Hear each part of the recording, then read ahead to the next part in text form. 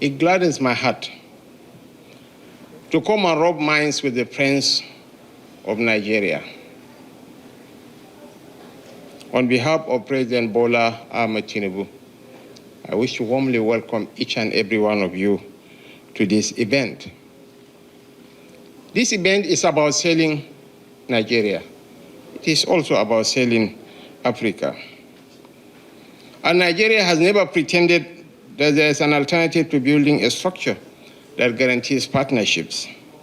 There is no substitute for a framework that coordinates the exchange of ideas, capital, and technology. For only such a structure redeems the welfare of our people. In this interconnected age, the wealth of any nation is not achieved through miracle. Neither is it inherited. It is engineered, and it is born of deliberate collaborations that turn risk into reforms and reforms into returns. Here in our midst is the Minister of Investment of the UAE, one of the fastest growing economies in Asia. It wasn't a miracle. It was deliberate efforts that turned a desolate desert into a mecca for tourism. Honorable Minister, well done for doing an authentic job. Nigeria offers a vista of opportunities. Beyond being the largest economy in West Africa, we are the largest consumer market in Africa with 236 million people and growing. And by 2050, we will be the third most populous nation on earth. We are going to surpass the United States.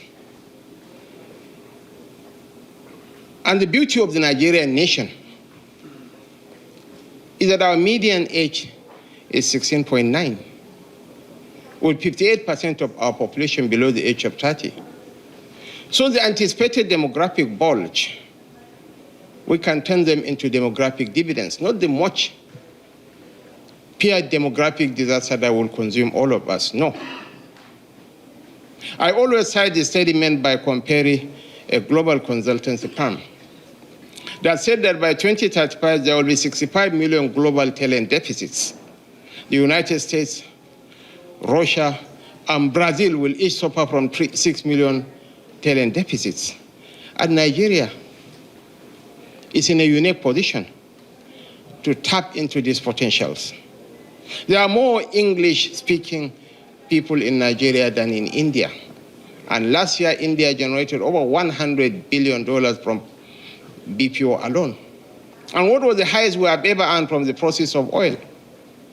The highest Nigeria has ever earned from the process of oil was $25 billion under President Jonathan in 2011. So Nigeria provides hope. It provides a vista of opportunities. Our proximity to Europe is an advantage. And our English, I was born, bred, buttered, and trusted right in the heart of Maiduguri in northeastern Nigeria. I was educated in Nigeria, but I believe my English. Mr. John, I think you can get to hear when I'm talking. So I ask you, in President Bola Ahmed Tinubu, you have a friend, you have an ally who speaks your language, the language of commerce, who understands the dynamics of modern business, who was educated here in the United States, and is a man of courage and conviction. Hitherto, previous governments were just pushing the ball down the corridor. Nobody was willing to bite the bullet. Nobody was willing to take risk. In our first day in office, he took the greatest gamble that any Nigerian leader had ever taken in the past 50 years. It wasn't part of his speech. It was at the inauguration ceremony that he announced the withdrawal of fuel subsidy. And we know the consequences of unveiling a masquerade. The fuel subsidy scam industry in Nigeria is a very humongous industry with very huge watches. But he said, let me take the bullet from day one. The collapse of the multiple exchange rate regime that provided room for a lot of shady practices, so that you don't even need to go and engage in any productive activity like the flour mills of Nigeria are doing. No. All you need to do is to get to know the governor of the Central Bank of Nigeria, and within 3 months you will be a billionaire. Fundamentally, it's for you to get the Forex as the official exchange rate, do the round tripping, and smile your way to the banks on the agonies of the people. But now, the collapse of the multiple exchange rate regime has revitalized the Nigerian economy. And let me tell you a short story, the story of an oil palm called Presco. 2 years ago, Presco's share was hovering in the neighborhood of 300, 400 naira per share. Now, because all the Nestles, the Cadburys, all the confectionaries, the Indomie makers have resorted to procuring their oil palm products locally, the share of Presco has grown by 247% in the past 12 months. And Presco, their first quarter profit for this year was 58 billion naira. That goes to show the vitality of the reforms, the tax reform, and most importantly, the billion-dollar investments in infrastructure. It's rubbing on well, and I'm inviting you to come and have a piece of the action. Most of our ministers speak the language of their areas of core competence. There's a young man seated here. I'm calling him a young man in spite of the fact that some are also seeing me as a young. I'm forcing myself to be young, just like the Minister of Industry. His name is Bosun Tijani. He was an acerbic critic of our ticket. But the president had the courage and conviction. He was shopping for the best, and he happened to be one of the best. He is now making waves in our communications subsector. It's always good to get the mix right. When a fish starts getting rotten, it starts from the head. If you put an incompetent imbecile into a very strategic ministry, it's a recipe for disaster. So with all humility, our cabinet, the cabinet of President Bola Ahmed Tinubu, is one of the most competent cabinets in the West African and the African region. I want to thank you most sincerely from the bottom of my heart on behalf of my boss, who ought to be here. I have a prepared speech, but I said, no, let me speak from the heart. Because sometimes when you speak from the heart, it conveys greater meaning and depth than reading a sterile prepared speech. So I want to thank you. I want you to continue believing in Nigeria, because the trajectory of global growth is facing Africa, and Nigeria will make or mar that transition. 1 out of every 4 black men is a Nigerian. And by 2050, 1 out of every 3 black men will be a Nigerian. And by the end of the century, 1 out of every 2 black men will be a Nigerian. Of the 10 unicorns in Africa, about 8 are in Nigeria. Name some of them for me: Andela, Plutaweb, Money Point, Jumia, Ope. That's where the action is. Why do you have to go and waste your resources? Come to Nigeria. Our doors are open for business. We are ready for action. And I want to thank the likes of John Komantoros, who believed in Nigeria, who invested in Nigeria in our darkest hours. We celebrate you, sir. We adore you. We respect you. We value and cherish that relationship. He's a second-generation Nigerian American. Thank you so much, and I wish all of us well. Thank you. It's a day that's going to be full of different activities. And this particular segment, it's my pleasure to just speak a bit to why we're here. This discussion is guided by the theme, Risk, Reform, and Return. And today's gathering is designed to move beyond announcements into bankable partnerships. And the theme signals that Nigeria is not only rewriting the risk equation with bold reforms, but is also offering predictable returns and genuine partnership opportunities. So just to mention Nigeria's fundamentals, Nigeria is West Africa's largest economy and a consumer market of 230 million people today, projected to be 320 million by 2040. We were having a discussion on numbers just before we started this, with a median age of 18 and over 58% under 30 years old. So this gives Nigeria one of the deepest talent pools globally.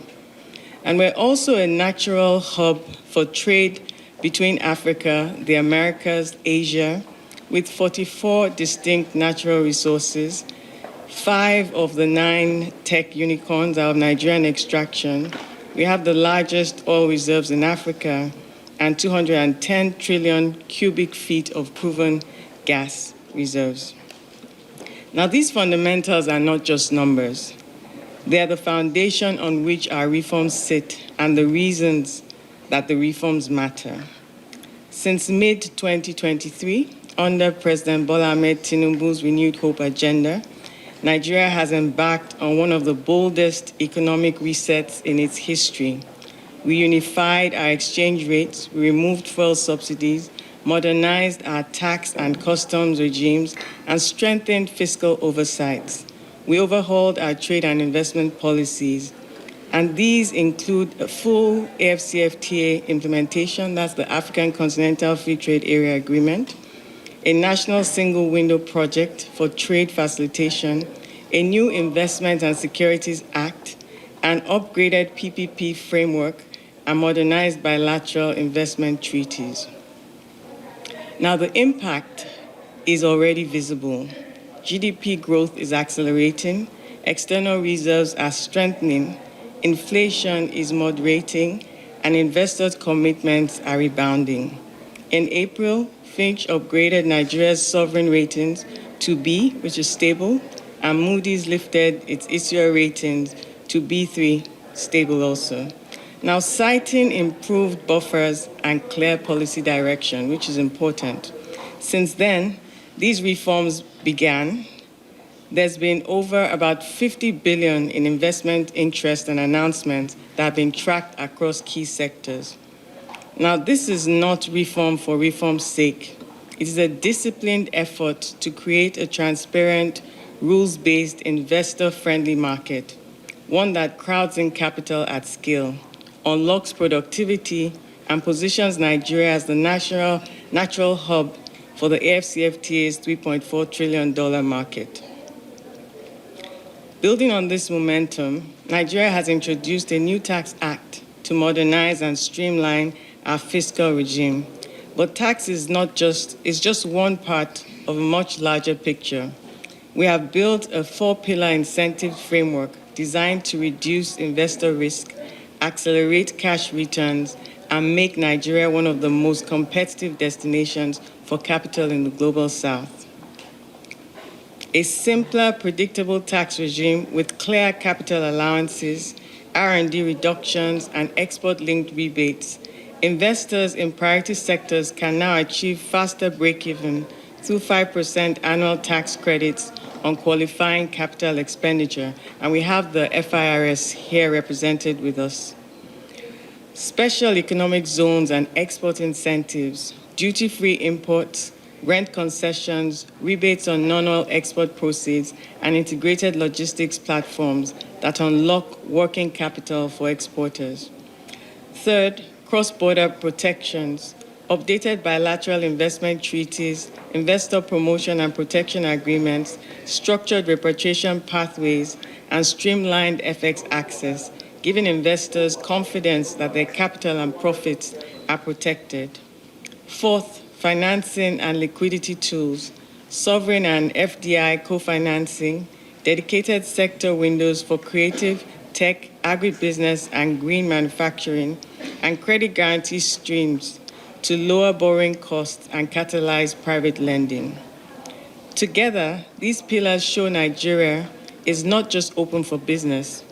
We have engineered the scaffolding for long-term capital to thrive. This is where reforms meet bankability and where policy certainty becomes predictable returns. President Bola Ahmed Tinubu is leading Nigeria's economic transformation with a renewed Hope 8-point agenda, which prioritizes food sovereignty, energy sufficiency, infrastructure renewal, industrialization, job creation, inclusivity, and improved access to capital. And what you see here is not just a random list, but a national roadmap. Each priority is backed by a bankable pipeline. Now, for priority sectors, agriculture and food security, Nigeria has 71 million hectares of arable land, yet only 46% is cultivated.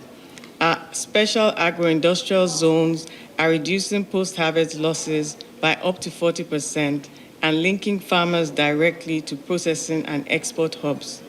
This turns Nigeria from a fragmented producer into a continent-scale food system, serving 400 million consumers across West Africa. For energy sufficiency, with 210 trillion cubic feet of glass reserves and one of the highest solar radiation levels in Africa, Nigeria offers a 200 billion B+ energy transition opportunity. Fiscal incentives and VAT waivers are de-risking investment in both traditional and renewable power assets, from gas-fired IPPs to off-grid solar and clean hydrogen pilots. For infrastructure renewal, Nigeria faces a $1 billion annual gap in transport, ports, and power infrastructure.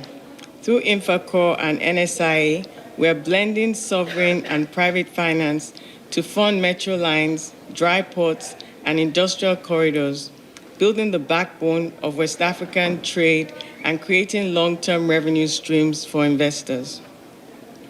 Industrialization and job creation. SEZ clusters host over $5 billion in installed industrial capacity, with backward integration incentives and AFCFTA corridors opening a 450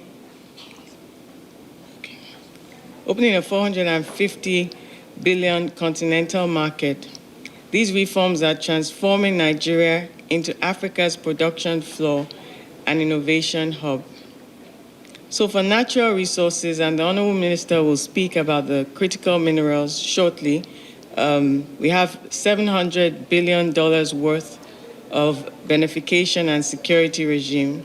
And digital economy and access to capital, we also have the Honorable Minister who will speak to that shortly. But I'm aware that His Excellency the Vice President has another event at 1 o'clock, and we asked him just for an hour.